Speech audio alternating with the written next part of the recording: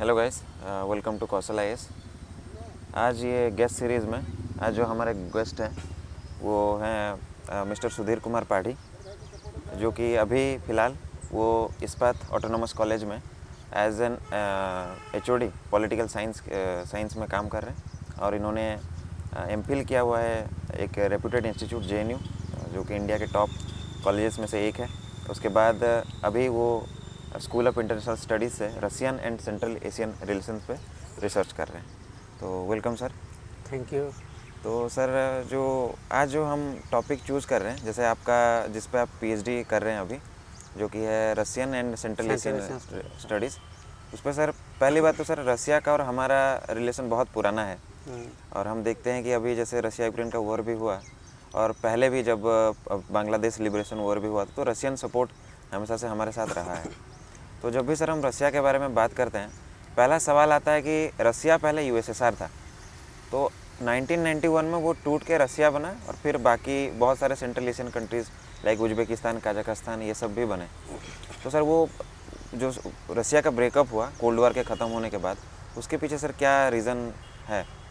तो मैं पहले हिस्ट्री बता देता हूँ उसका। जी जी ठीक है जी क्योंकि जो रशिया है वो जी पहले से था, जी लेकिन वो एम्पायर वगैरह, रशियन जी एम्पायर, जारिस्ट एम्पायर बोलते हैं जारिस्ट, उसको। जी तो ये पहले था ऐसे, लेकिन जब रशियन रिवोल्यूशन हुआ जी 1917 में, जी तो लेनिन आए। लेनिन है जी तो लेनिन आके रशियन रिवोल्यूशन, जो अक्टूबर रिवोल्यूशन होगा, जी, फरवरी रिवोल्यूशन होगा, जी तो इस पीरियड में रशिया में बहुत सारा ड्रास्टिक चेंजेस दिखाई दिया। जी जी तो रशिया क्या किया, 1922 में जी बहुत सारे अपने एथनिक कल्चर को, अपने जो हिस्टोरिकल मतलब शेयरिंग है सबके कंट्रीज़ के साथ, जी जी वो एक बॉन्ड बना दिया। जी तो उस बॉन्ड के हिसाब से उसको बोला जाता है कि union of Soviet socialist republic, जी। यूएसएसआर। यूएसएसआर। तो ये 1922 से शुरू हुआ। जी तो 1922 से इन लोगों का रिलेशन धीरे धीरे धीरे धीरे बढ़ता गया। जी तो अभी 1922 से देखा जाए तो 15 देश, ठीक है, जी 5 सेंट्रल एशियन स्टेट्स, ये जो हमारा जी Tajikistan, Kyrgyzstan, Kazakhstan, Turkmenistan, Uzbekistan, ये सब है। जी और बाल्टिक स्टेट्स जी। हैं, कॉकेसस वाले स्टेट्स हैं। जी तो ये सब, आज़रबाईजान और जॉर्जिया वगैरह, ये सब आ जाते हैं उसमें। तो इस्टोनिया, ऐसे करके 15 स्टेट हैं। जी तो ये बाकी जो 14 स्टेट्स आए रशिया के साथ मिले, जी ये लोग एक हिस्टोरिकल बॉन्ड शेयर करते हैं। तो उस हिसाब से उनका कल्चर, लैंग्वेज, बिहेवियर, एथनिसिटी पूरा मिल जाता है। जी आप देखोगे ना तो रशियन लैंग्वेज पूरा, अजरबैजान में जाओगे तो रशियन लैंग्वेज बोलेंगे, बुखारा में जाओगे तो रशियन लैंग्वेज बोलेंगे, समरकंद में जाओगे जी, तो रशियन लैंग्वेज में जी। बोलेंगे। तो रशियन लैंग्वेज ये एक पैटर्न बन गया इन लोगों का, पूरा बिहेवियर वैसा ही था। जी तो उनका कल्चर भी वैसा था, फूड कल्चर भी वैसा था, सब एक साथ था। जी तो और एक चीज़ हुआ क्या, ये सिल्क रूट वाला सिस्टम, जी जी जी ठीक है। सिल्क रूट तो हम पढ़ रहे हैं कि हाँ। एंशिएंट इंडिया से पास कर रहा है। यूपीएससी में तो ज़्यादातर जी, जी। सिल्क रूट के ऊपर ज़्यादा जी, बातचीत जी, करते हैं, जी। कमर्शियल ट्रेडिंग जी। कैसे हो रहा है, उनका बिहेवियर कैसे होता है। तो ये एक आया पार्ट। तो यूएसएसआर बना और 1922 से 1991 तक चलेगा। चलो जी उस बीच क्या हो जाएगा, उस बीच वर्ल्ड वार होगा। जी वर्ल्ड वार में सोवियत यूनियन जो है वो विक्ट्री पाएगा। victory। यूएसएसआर, सोवियत यूनियन, ये सब विक्ट्री जी, लेके जी, जाएंगे। जी लेकिन दिक्कत क्या होगा, वर्ल्ड वॉर ख़त्म होने के बाद जब गिल्टी पाया जाएगा जर्मनी, जी जर्मनी को क्या हुआ, गिल्टी, गिल्टी, हाँ ठीक है, उसको बोलते हैं कि तूने सब कुछ किया, जी तेरे वजह से ये सब हुआ। जी, जी। ऑब्वियसली हुआ है उसके वजह से ही, जी। क्योंकि जर्मनी को जब जर्मनी पोलैंड के ऊपर अटैक जी, कर जी, दिया, जी, जी। ठीक जी। है, इटली ने इथियोपिया के ऊपर अटैक कर दिया, जी और जापान ने क्या किया, जापान ने मंचूरिया के ऊपर अटैक कर दिया। जी। ये लोग क्या कि एक एक्सिस बना दिए जी और अपना एक ग्रुप बना के ये लोग पावर को और ज़्यादा पावर होने के लिए, हमारे पॉलिटिकल साइंस में ये बोला जाता है, जी politics is struggle for power, जी जी ठीक है। जी तो ये स्ट्रगल चलता रहा। तो ये वर्ल्ड वॉर ख़त्म होने के बाद यूएसएसआर ये कम्युनिस्ट रेजिम को बिलीव करता जी। है, ठीक है, कम्युनिस्ट जी, जी। आइडियोलॉजी जी। को। और यूएसए क्या करता है, वो तुम्हारा कैपिटलिस्ट कैपिटलिस्ट आइडियोलॉजी को बिलीव करता है, और जी। उसको हम डेमोक्रेटिक बोलते हैं, जी। ठीक है।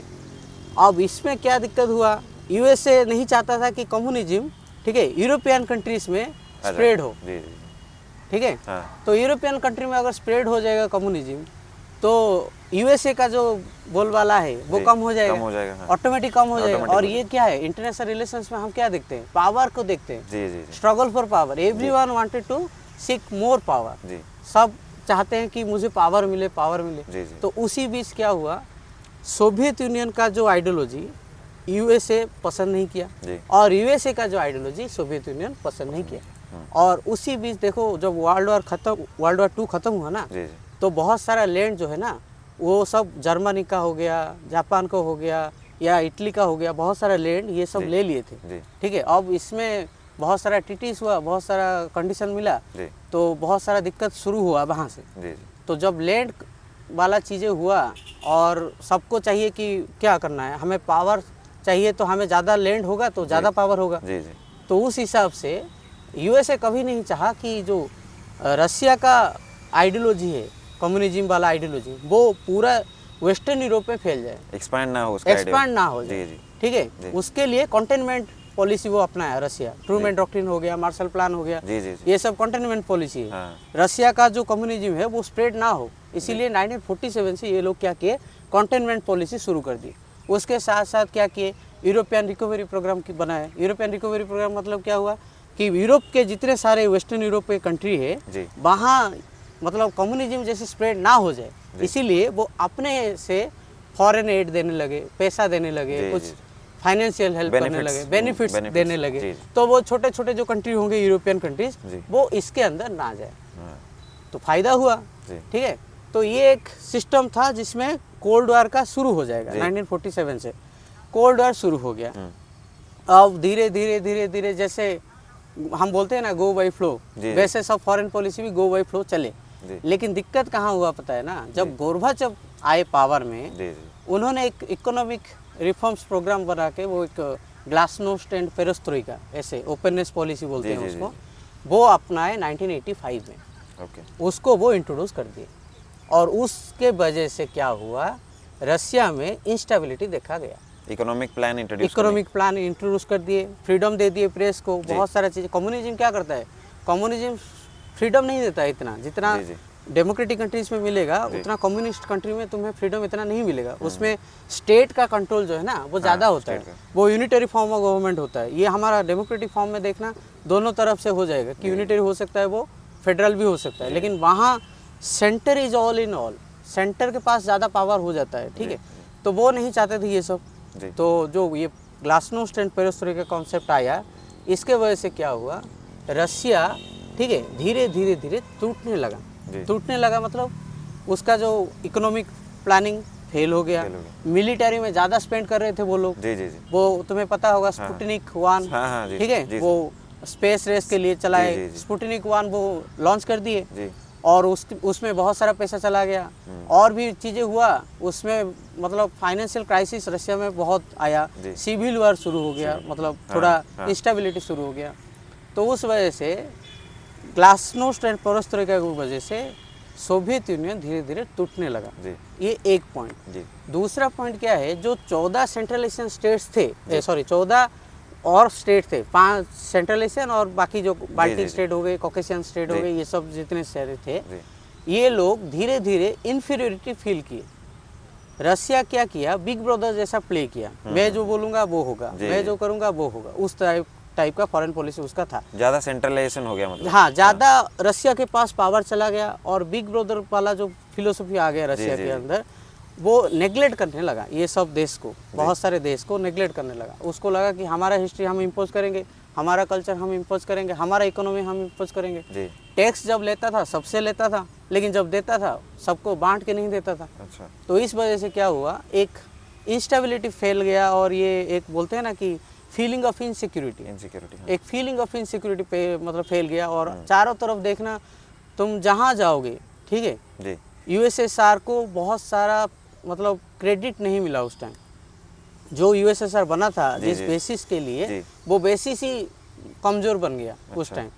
तो इसमें यूएसए का कोई मतलब रोल नहीं है इतना। अच्छा लेकिन वो अपना इंस्टेबिलिटी, इंटरनल इंस्टेबिलिटी की वजह से यूएसए टूट गया। अब टूटेगा कैसे, अब बर्लिन वॉल 1989 के टाइम बर्लिन वॉल को क्या करेंगे, तोड़ देंगे दिया पूरा, गया, हाँ। ठीक है।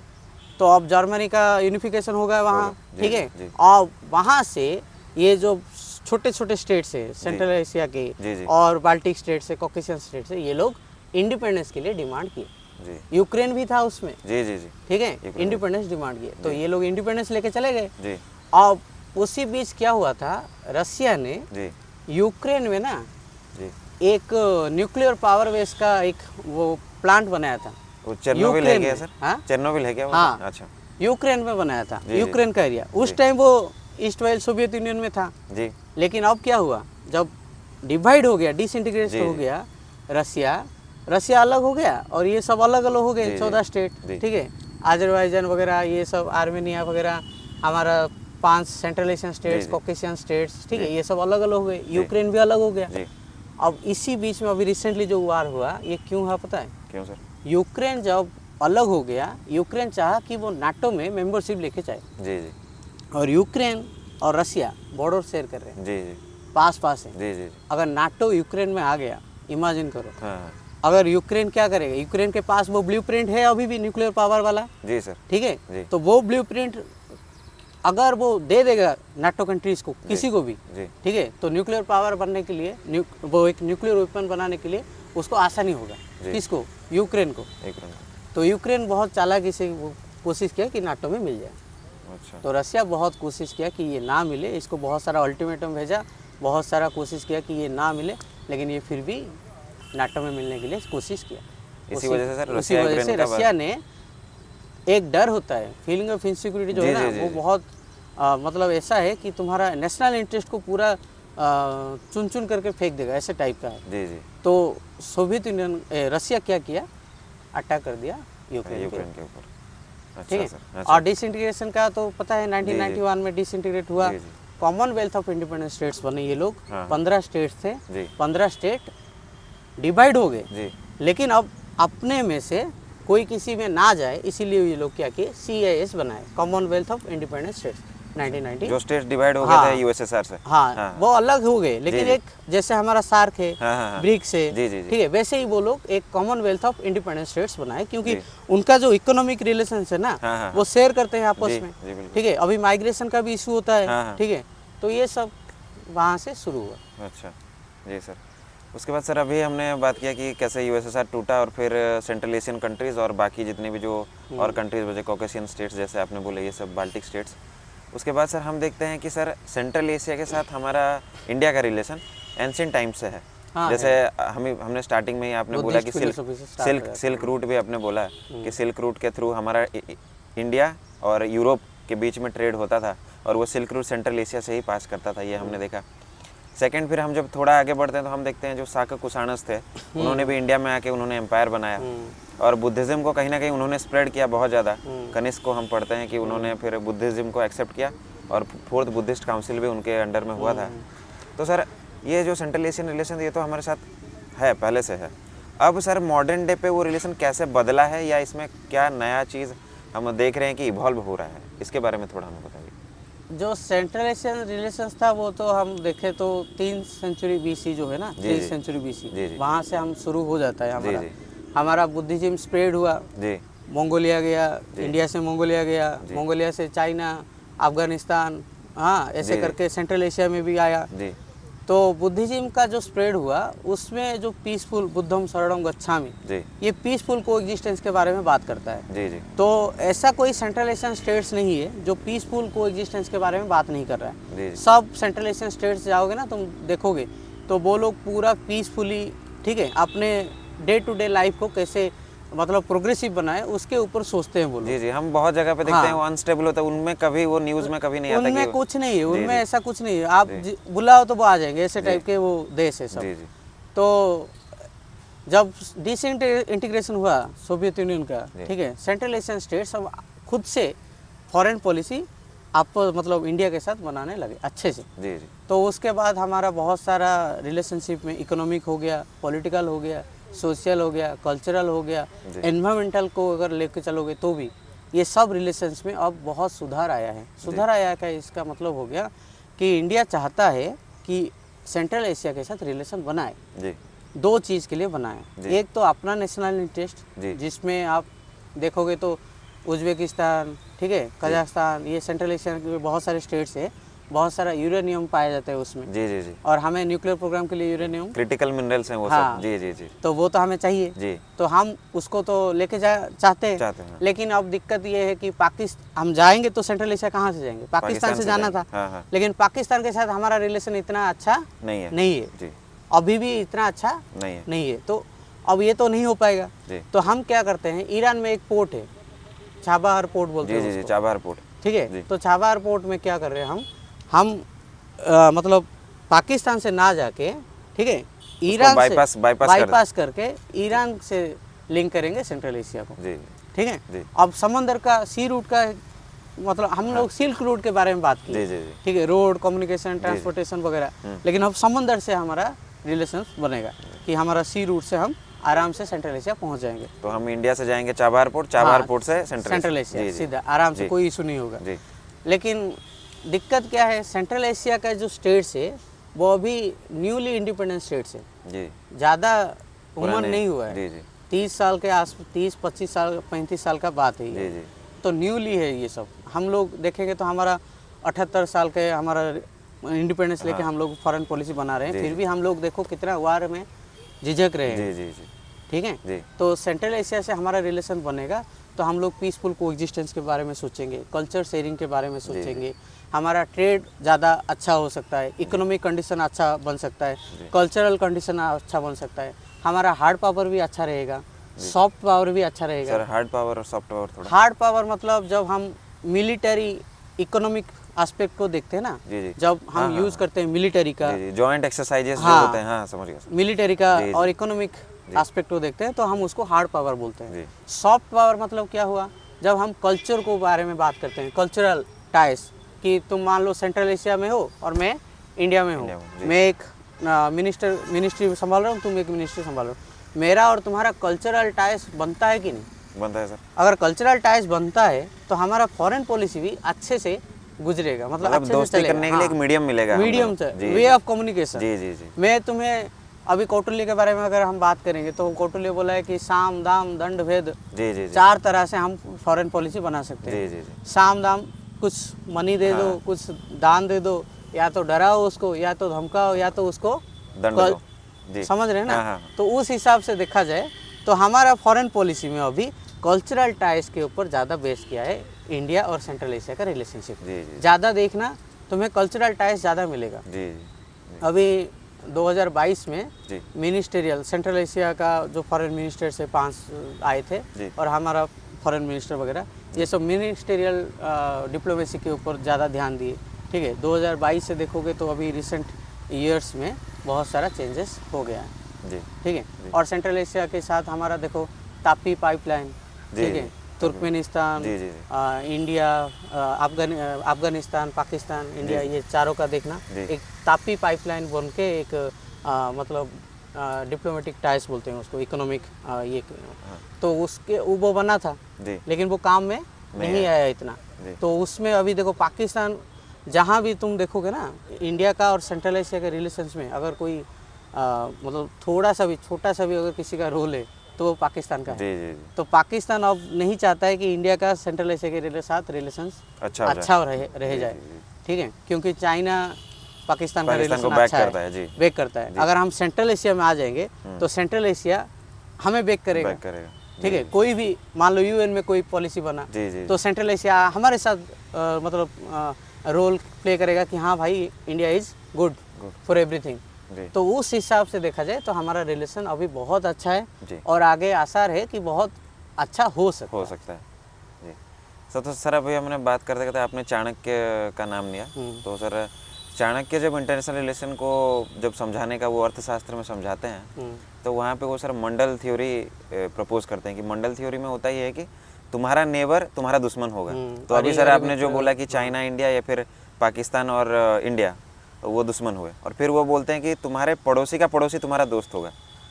तो सर मंडल जो ये रहा, नहीं, ऐसा नहीं है। और ये ऐसा है कि एक पॉइंट है, जी एक देश है। जी इमेजिन करो ऐसा, मैं एक देश हूँ, मैं अब 2 टाइप के रियलिज्म में बिलीव करता हूँ। जी, इधर मैं ऑफेंसिव हूँ जी और मैं डिफेंसिव हूँ। जी, ऑफेंसिव का मतलब हो गया तुम अटैक करने से पहले मैं तुम्हारे ऊपर अटैक करूंगा। जी जी। ठीक है, उसको एग्रेशन बोलते हैं, मतलब हाँ, एग्रेशन। एग्रेशन फिलोसफी उसमें आ जी, जाता है कि मैं अटैक कर दूंगा तुम्हें, क्योंकि मैं तुम्हारा लैंड लेके आना चाहता हूँ। जी, ठीक है। जी और दूसरा है डिफेंसिव, जी मुझे डिफेंड करना है। जी। तो मुझे पता होना चाहिए कि मेरा शत्रु कौन है और मुझे पता होना चाहिए कि मेरा मित्र कौन है। अच्छा उस हिसाब से देखा जाए अच्छा। तो एक स्टेट है, मैं एक स्टेट हूँ मान जी, लो, जी, जी। तो मैं एक ब्रिजगुसु हूँ। ब्रिजगुसु मतलब मुझे दोनों चाहिए, मुझे एनिमी भी चाहिए, मुझे दोस्त भी चाहिए। जी आप बोलोगे कि सर एनिमी कैसे चाहिए? जी फॉरेन पॉलिसी में जी। No one is permanent friend, हाँ, हाँ। No one is permanent foe. Yes. Enemy नहीं है कोई हाँ, परमानेंट। तो वो क्या करता है, सिचुएशन के साथ बदलता रहता है। जी जी जी तो कौटिल्य ये कहते हैं वंडल थ्योरी में जी। कि when you are looking for a state craft, एक जी। स्टेट क्राफ्ट बनाने की कोशिश करोगे जब, जी तो हमेशा देखना तुम्हारा इमीडिएट वाला जो होगा, जी ठीक है, जी। एक इमीडिएट वाला होगा, हाँ। वो हमेशा तुम्हारा शत्रु होगा। जी कैसे? जी। क्योंकि इमीडिएट वाला हमेशा अटैक करने के आसार में रहता है। नेबर जो होगा। हाँ, वो नेबर जो है ना, वो जी। हमेशा अटैक करने के लिए आसार में रहेगा। जी। एक्सटेंडेड नेबरहुड में थोड़ी ना अटैक कर सकते हो, नहीं कर सकते। इमीडिएट नेबरहुड Immediate में अटैक कर neighborhood सकते हो। हाँ, तो हाँ। मैं इमीडिएट में हूँ, जी। तो मैं हमेशा शत्रु ही बनूंगा। बिल्कुल। ये परसेप्शन है जी जी जी। कि अगर ये मेरा है, पास में है, तो हाँ। मैं अटैक करूंगा तो किसके ऊपर अटैक करूंगा? हाँ, जो पास neighbor वाला है। होगा, जी, तो मैं पास वाले के ऊपर अटैक करूंगा, तो वो हो जाता है अरी। जी। अरी हो गया, अरे मतलब दुश्मन हो गया। दुश्मन हो गया। जी जी अब दुश्मन का इमीडिएट जो होगा उसका वो शत्रु होगा। जी जी जी जी। हाँ, हाँ तो वो मेरा क्या होगा, वो मित्र होगा। जी। फ्रेंड्स फ्रेंड इज फ्रेंड, हाँ। Friends enemy is enemy. No. Friends enemies. हाँ, friends friends enemy enemy is is enemy, enemy, जी। But enemy is friend friend. Is friend. हाँ जी जी। बुझिपाल? हाँ हाँ। तो अब क्या होगा, तो जब मैंने अरी बनाया, एक जी। दुश्मन बनाया, जी। उसका जो मित्र होगा, मतलब दुश्मन होगा, दुश्मन उसको मैं अरी मित्र कहूँगा। हाँ। उसके बाद उसका एक मित्र होगा। जी जी जी। ठीक है, अब इमीडिएट हाँ। वो हो गए, हम्म। तो उसके बाद क्या हो गया, अरे मित्र मित्र हो जाएंगे। जी, जी, ऐसे चलता रहेगा। अच्छा। तो मंडल थ्योरी में वो कौटिल्य जो है ना, जी वो 72 मतलब पॉलिटिकल सिस्टम, स्टेट्स के बारे में, स्टेट क्राफ्ट के बारे में जी। बात करते हैं, जी। और 12 या सॉरी 6 फोल्ड फॉरेन पॉलिसी के बारे में बात करते हैं। 6 फोल्ड फॉरेन पॉलिसी में वो बहुत सारी चीज़ें बात करेंगे। जी। ठीक है, और भी क्या है, यहाँ उदासीन कोई बैठा होगा जो तुम्हें मतलब इन दोनों को मिलाने के लिए कोशिश करेगा कोई। जी, जी, जी। ठीक है, कोई बैठा होगा कि सोचेगा कि इन लोगों दोनों में लड़ाई हो जाए और मैं फ़ायदा निकाल फ़ायदा दूँ। ले लूँ, जी, तो जी। ऐसे भी स्टेट्स हैं। जी जी जी बिल्कुल। ठीक है, बिल्कुल। तो मंडल थ्योरी जो है ना, वो फॉरेन पॉलिसी का एक सेंट्रल वोकल पॉइंट है, जी, जी। जहाँ वो बोलते हैं कि नेवर ट्राई टू मतलब मेक एनिमी, है ना, कभी ट्राई मत करो कि एनिमी बनाने का, जी, जी, जी। हमेशा कोशिश करो कि फ्रेंड्स बनाने के लिए। जी, जी। लेकिन फॉरेन पॉलिसी फॉरेन तो वही पॉलिसी है तो वही है। जी जी। कि अगर वार होगा तो फ्रेंड्स के साथ थोड़ी ना वार होता है, नहीं हो सकता। अगर पीस होगा तो फ्रेंड्स के साथ होगा, जी जी लेकिन वार के बाद ही पीस हो सकता है। जी जी। तो ये हो गया फॉरेन पॉलिसी के बारे अच्छा, में मंडल। कौटिल्य का जी, जी। फिलोसफी। तो तो- अर्थशास्त्र में कौटिल्य ने बहुत सारे मतलब बातचीत किए हैं, लेकिन ज़्यादा से ज़्यादा जो है ना, एक राजा कैसे एक सुशासन बना के रखे, ठीक है, वो बोथ डोमेस्टिक पॉलिसी में और फॉरेन पॉलिसी में, उसके ऊपर। और राजा के कभी ऐसा नहीं कि पूरा ट्रस्ट कर दे सबको, ऑप्टिमिस्टिक फिलोसफी नहीं है कौटिल्य का। जी जी। कौटिल्य का जो फिलोसफी है वो पेसिमिस्टिक फिलोसफी Pessimistic, है। जी। वो हमेशा कोशिश करता है कि मैं उसको कभी दोस्त मानूंगा ही नहीं। हाँ। अगर दोस्त अपना मान interest लिया, को लेके चलना हाँ, है। अगर दोस्त अच्छा। मान लिया इसको, हाँ। तो ये कभी भी मेरे ऊपर अटैक कर सकता है। जी जी है ना? जी। फॉरेन पॉलिसी में क्या है, कोई परमानेंट फिलोसफी नहीं है कि जी, ये जी। अच्छा ही रहेगा। जी। तो वो है जी। ज़्यादा से ज़्यादा चीज़ें फॉरेन पॉलिसी के बारे में कौटिल्य ने मंडल थ्योरी में ये समझाया कि हमेशा जो भी स्टेप लेके चलोगे, देखो कि वो साथ दे रहा है कि नहीं दे रहा। अच्छा, मतलब सिचुएशन के हिसाब से चूज करना, ये फ्रेंड होगा हाँ, या ये दुश्मन हो सकता जी है। जी। उस हिसाब से आप लोग अब देखो, स्ट्रैटेजिकली अगर हमें देखना जी। है, तो हमेशा एक फॉरेन पॉलिसी में, ठीक है, हम हमेशा किसके साथ रिलेशन बनाना चाहेंगे, जिससे ज़्यादा बेनिफिट हो सके। हाँ, बस मेरा नेशनल इंटरेस्ट जहाँ से फुलफिल होगा, जी जी मैं उसको देखूंगा ना कि भाई इससे मेरा नेशनल इंटरेस्ट फुलफिल हो रहा है, जी जी। तो मैं उसके साथ रिलेशन अच्छा बनाना चाहूँगा। जी। अब पाकिस्तान हमें क्या दे रहा है, कुछ दे रहा है क्या? आतंकवादी सर। कुछ दे रहा है? कुछ नहीं दे रहा है। हम लोग करतारपुर वाला जो जी, जी, pilgrimage वाला कॉरिडोर है, हाँ। उसमें एक है हमारा एक रिलीजियस बिलीव है कि हमें जाना है, जाना है। जी सर। ठीक जी। है, तो हमने एक बना दिया कि हाँ भाई हम जाएंगे, जाएंगे, हाँ। तू कुछ ना कर। और उसको भी फायदा होगा ना उससे। जी जी जी। उसका इकोनॉमी बढ़ेगा, इकोनॉमी बढ़ेगा कि नहीं? टूरिज्म के वजह से। टूरिज्म के जी, वजह जी। से इकोनॉमी बढ़ेगा, वहाँ ट्रेड होगा, वहाँ इकोनॉमी बिजनेस बन सकता है वहाँ, जी, जी। इसीलिए वो भी कर रहा है। दुश्मन है हाँ हाँ हाँ, लेकिन करना है उसको, करना है। ठीक है। हाँ, मैंने भी सर कहीं पे एक किताब, सर सैपियंस करके किताब था, मैं पढ़ा था वहाँ पे कि ऑल्दो जो हमारा लाडेन हुआ, उसामा बिन लाडेन, ऑल्दो वो अमेरिका को हेट करता था, बट वो अमेरिकन डॉलर से प्यार करता था। तो वैसा बात हुआ कि बेनिफिट जब होता है तो दुश्मन भी दोस्त बनते हैं और दोस्त भी दुश्मन बनते हैं, तो वो रहता है। It is all about calculative risk. जी जी जी अगर तुम कैलकुलेटिव रिस्क ले सकते हो तो तुम्हारा फॉरेन पॉलिसी ना जी। बहुत आगे चला जाएगा। जी अगर तुम कैलकुलेटिव रिस्क लेने के लिए डर रहे हो जी तो फॉरेन पॉलिसी पीछे चला जाएगा। जी जी तो उस हिसाब से पता होता है कि क्या करना है। जी। तो सर जैसे आपने बोला कि किसी को दोस्त या दुश्मन ऐसा नहीं करना है, वो ये पे रहेगा।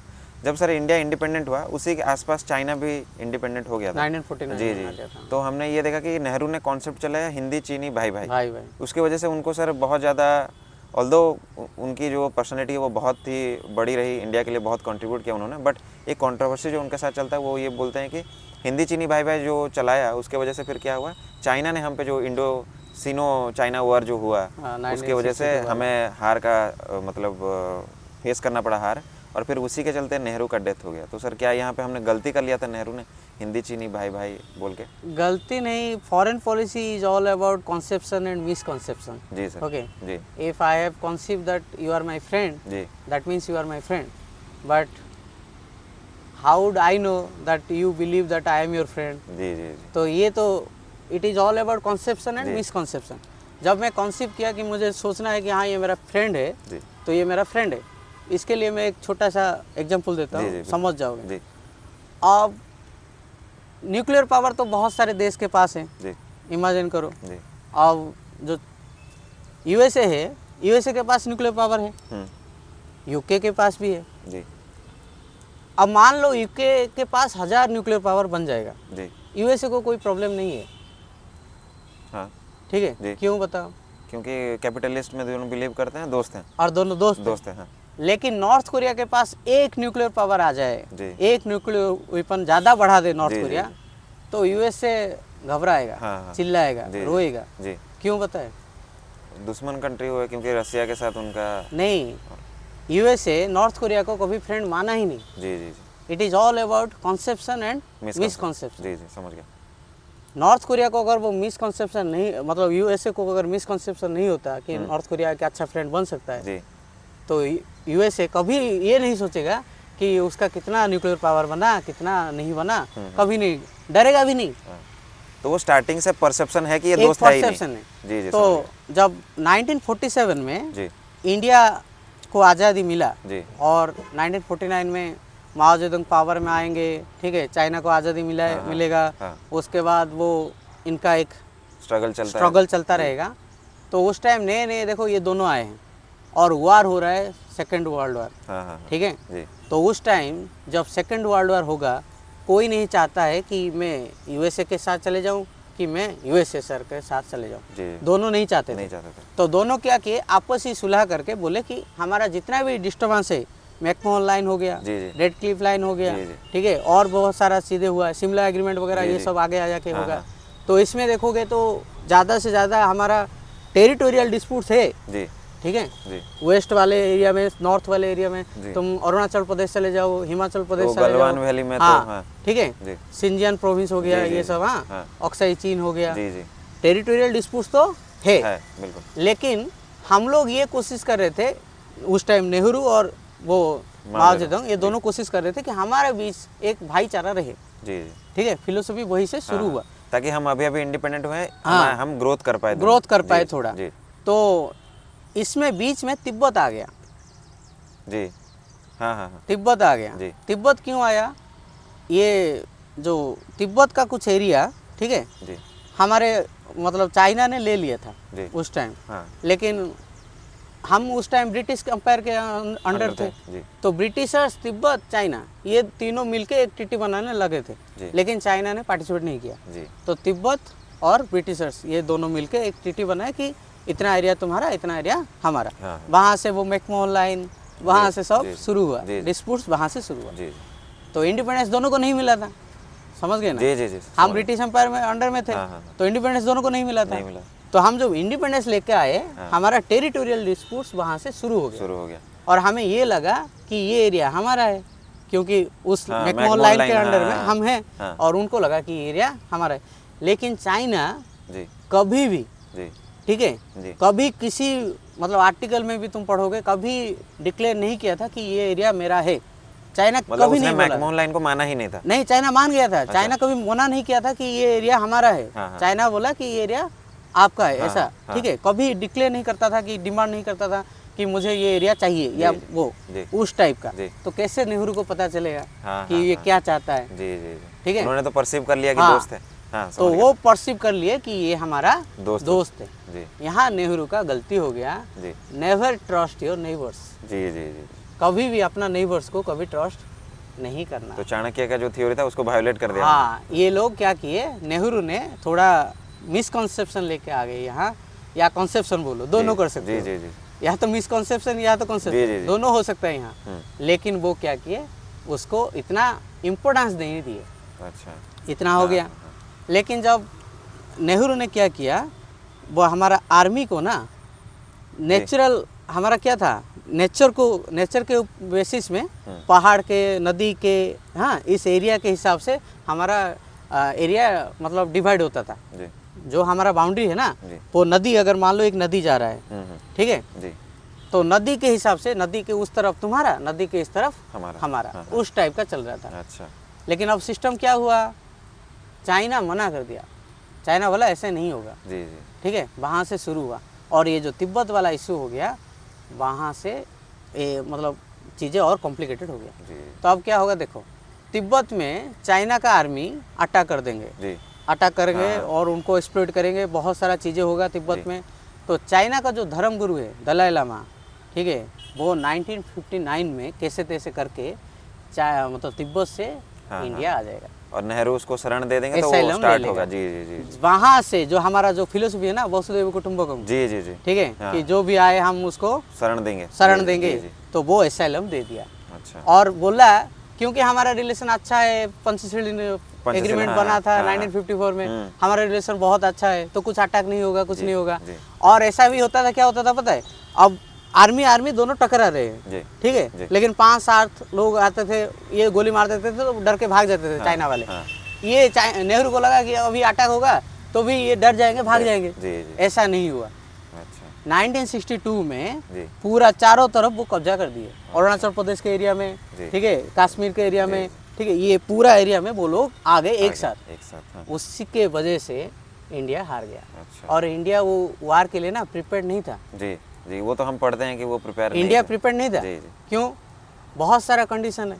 इंडिया कैसे प्रिपेयर्ड होगा? नया इंडिपेंडेंस लेके आया है एक देश, उसका अपना इकोनॉमिक मतलब स्टेबिलिटी नहीं है, फाइनेंशियल क्राइसिस चल रहा है, गुजर रहा है, फेमाइन वगैरह हो रहा है, फ्लड हो रहा है, बहुत सारा चीज़ें होता है, हाँ, नेचुरल कैलामिटीज में भरा पड़ा है इंडिया। उस टाइम कैसे वो एक इकोनॉमिक पावर कैसे बन सकता है? ठीक है, इकोनॉमिक कंडीशन ही अच्छा नहीं है। अगर इकोनॉमिक कंडीशन अच्छा नहीं है तो मिलिट्री कहाँ से होगा? बिल्कुल। तो मिलिट्री भी नहीं हुआ, इतना अच्छा नहीं हो पाया। तो उस टाइम उनको पता था, इंडिया को पता था कि अगर चाइना अटैक करेगा तो हम लोग सस्टेन नहीं कर पाएंगे। तो ये शौक हो गया नेहरू को ज़्यादा, जब चाइना अटैक कर दिया। ये बोला कि भाई मैं तो सोचा था कि ये मेरा भाई है, ठीक है, लेकिन ये तो जियो लाई है। ऐसे करके वो अटैक हुआ। जी जी जी सर। वो जो इकोनॉमी का सर आपने बात बोला, वहाँ पे भी सर ये था, चाणक्य ने दूसरा भी एक थ्योरी था, सप्तांग थ्योरी। वहाँ पे वो इकोनॉमी को बहुत ब्रॉडर पर्सपेक्टिव में, शायद व्हील को उन्होंने बोला था कि इकोनॉमी है करके, जो ये मंडल थ्योरी, व्हील वाला बोल रहे हो ना, मंडल थ्योरी है। नहीं सर, मैं ये बोलना चाह रहा हूँ कि सप्तांग थ्योरी में वो बोले थे एग्जाम्पल के तौर पे कि economy is the wheel of country. वो कंट्री को आगे बढ़ाने में, वो हमारा नहीं था। इसी वजह से सर ये जो हम वॉर भी हार गए, हम प्रिपेयर भी नहीं रहे। हम अभी देखो, जब सप्तांग थ्योरी की बात आ रहे हैं, तो अभी हमें रिसेंटली, अब यूपीएससी में तुम भी पढ़ा रहे होंगे, ठीक है, हम बोलते हैं इसको पॉलिटिकल इकोनॉमी। पॉलिटिकल इकोनॉमी मतलब economy is motivated by political aspects, और political aspects is being motivated by economy. अच्छा, ठीक है, both are interrelated. Economy central point हुआ फिर। हाँ, लेकिन फोकल पॉइंट में जब देखोगे तो पॉलिटिक्स के वजह से इकोनॉमी रेगुलेट होता है।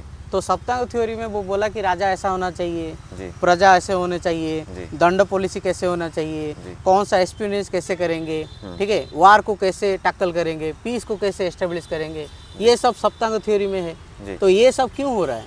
क्योंकि जो एक कंट्री को, ठीक है, सेल्फ रेगुलेट होने के लिए, सेल्फ सफिशिएंट होने के लिए ये सब चाहिए। जी एक राजा अच्छा होना चाहिए, डिसिप्लिनरी होना चाहिए, नेवर ट्रस्ट योर नेबर्स बोलते जी हैं। जी foreign policy, 6-fold foreign policy की वजह से तुम बाहर के देश के साथ अच्छा रिलेशन बनाना चाहिए। जी। अगर ये तुम नहीं कर पाओगे तो क्या होगा?